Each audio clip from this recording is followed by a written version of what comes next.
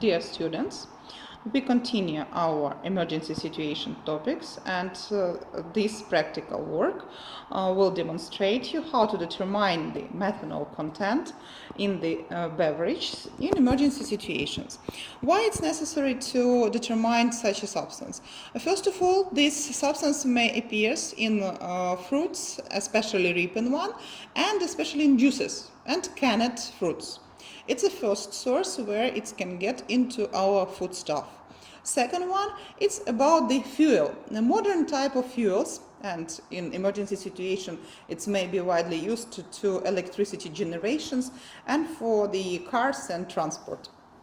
And as an alternative of the oil produced, oil-derived type of the fuels, the methanol fuel widely used as the so-called biofuel received from the biomass.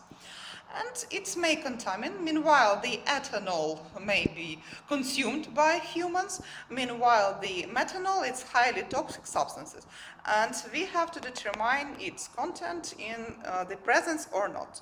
So let's start our work, and our assistant Kondratyuk Nikolai will present it for you.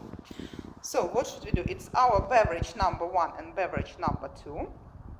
We have to pour it in the amount of few milliliters into our test tubes for the first type of the sampling and the testing procedure.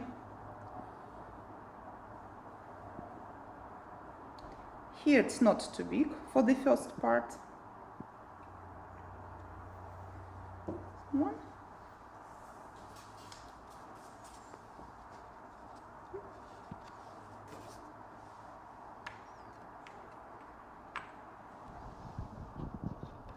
And beverage number 2 into the second tube.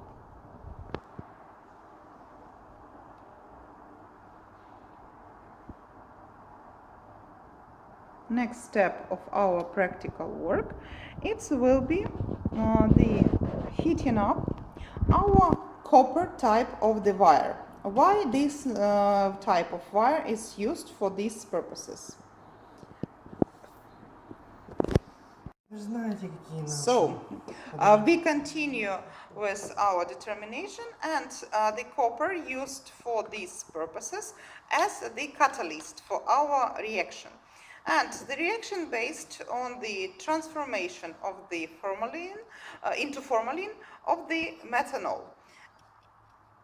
Let's see what we received. And here it's your smell. I understand that in COVID pandemic, smell it's our treasure now, and that is why we have to use our nose and our nasal receptors as the main information source. So we have to heat up our wire.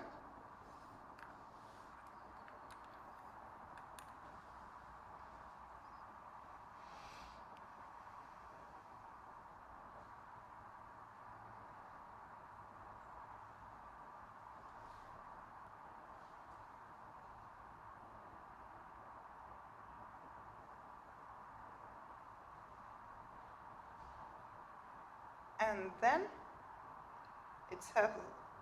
we have to sink it into our test tubes.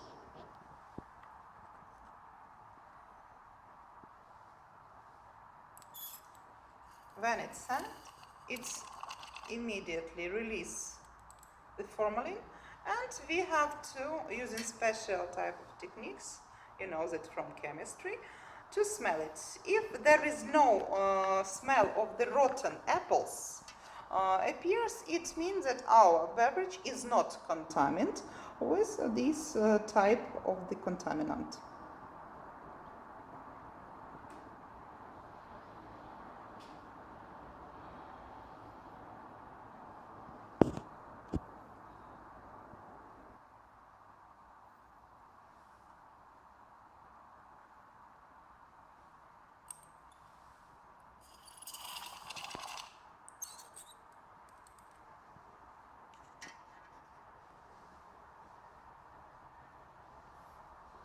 So, and we determine in this smell may give us preliminary conclusion about the presence or absence. The second part is to determine using more sophisticated tools. And let's start making this part of the practical. Again, we will pour our samples number 1 and number 2 in the test tubes.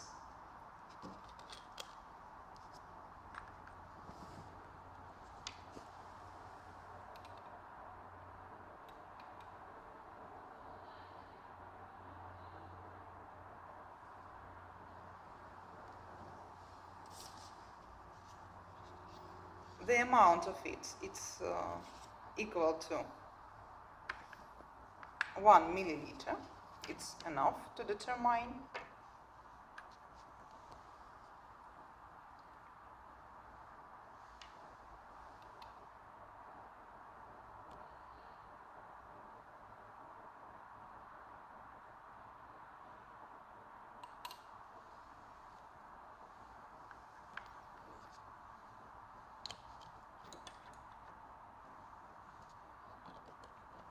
Next step in our determination process will be the adding of special set of reagents into our sample tubes.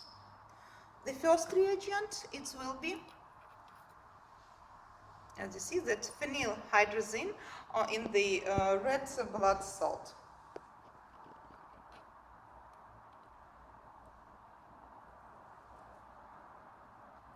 Few crystals we add to our samples.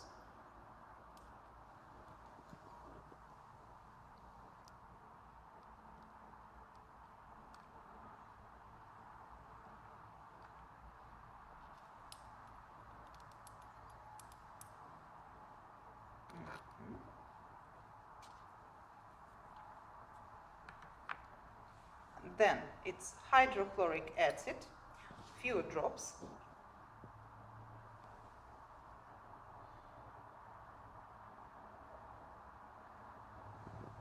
A little bit of shake.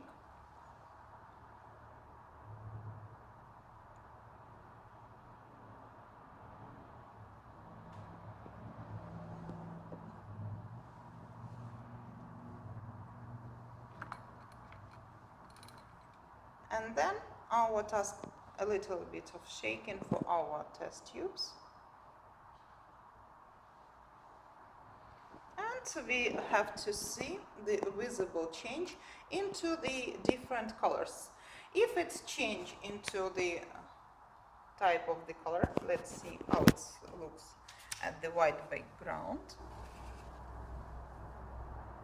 More orange one, and as you see, and more a blackish one.